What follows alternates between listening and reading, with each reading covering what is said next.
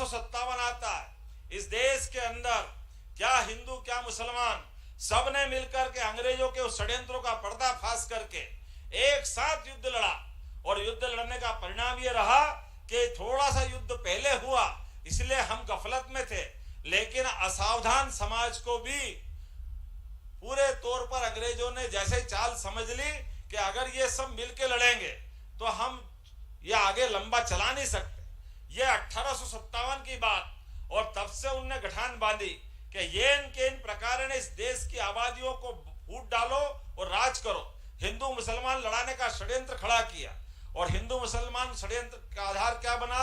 1857 से लेकर 1906 तक दोनों समाज के बीच ज्यादा दूरियां नहीं थी, लेकिन 1906 में पहली बार अंग्रेजों के माध्यम से मुस्लिम लीग का नया फार्मूला लाए।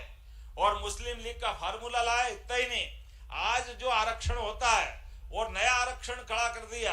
पूरे भारत के अंदर ऐसी कॉन्स्टिट्यूंसियां निकाली गई जो मुस्लिम बहुलता वाली कॉन्स्टिट्यूंसियां थी।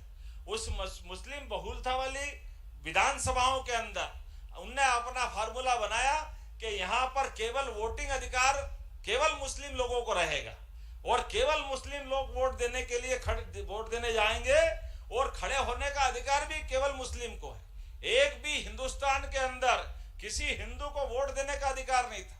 लेकिन फिर भी आपको देश के अच्छे ही बताता हूं, 1906 में पहली बार मुस्लिम लीग ने अपने कैंडिडेट खड़े किए, लेकिन देशभक्त मुसलमानों ने अंग्रेज के उस षड्यंत्र को समझते हुए 1906 का चुनाव हो, 1911 का चुनाव हो, 1916 का चुनाव हो, 1923 का चुनाव हो, लगातार 5 साल में एक भी बार मुस्लिम लीग के उस कट्टरपंथी भाव के आधार पर दोनों चुनाव में खड़े होने वाले भी मुस्लिम, वोट देने वाले भी मुस्लिम, लेकिन देशभक्त मुस्लिम और देश विरोधी आपस में उनका ही चुनाव होता गया।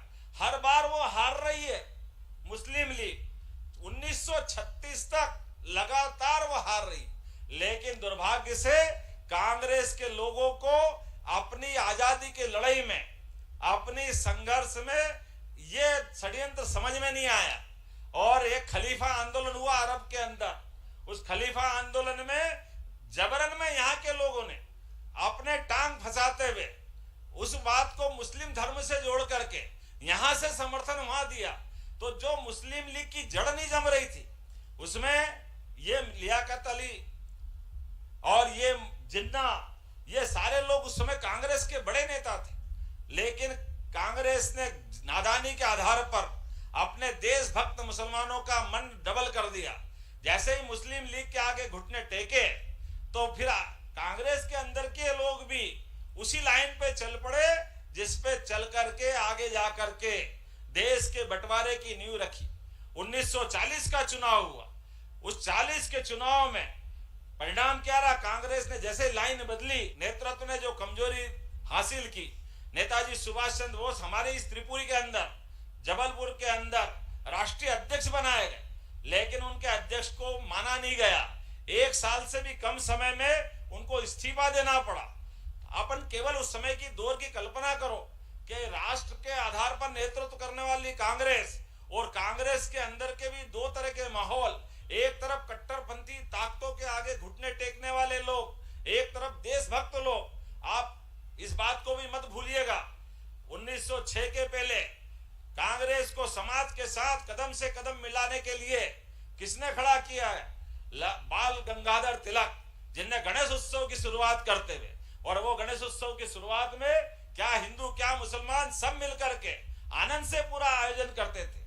हमारे पंडित मदन मोहन मालवीय, उन्हें बनारस हिंदू विश्वविद्यालय की स्थापना करी। वो तत्कालीन समय में कांग्रेस के राष्ट्रीय अध्यक्ष थे, लेकिन उस समय कांग्रेस ने कोई ऐसा दोहरा मापदंड नहीं रखा। लेकिन जैसे ही इस सुविचारित दिशा को भटकाने वाला कदम चालू हुआ, वो परिणाम क्या निकला? ये देश जो चंद्रशेखर आजाद, भगत सिंह, जिनने लाहौर की अपनी उस स्थान पर कसम खाई कि देश को आजाद कराएंगे, और देश की आजादी के लिए इन क्रांतिकारियों की लंबी मालिका ने अपना बलिदान दिया। दुर्भाग्य के साथ देश की आजादी के 4-5 साल पहले से कांग्रेस ने पलटी खा ली, और पहले तो तो झूठ बोला, किसी हालत में देश का बंटवारा नहीं होगा, हमारे प्राण चले जाए, हमारे शरीर बढ़ जाए, देश नहीं भटकने देंगे, देश को नहीं टूटने देंगे। लेकिन ये सारी बातें झूठी साबित हुई। रातों रात एक लाल लाइन से देश के अंदर बंटवारे का सिद्धांत बना।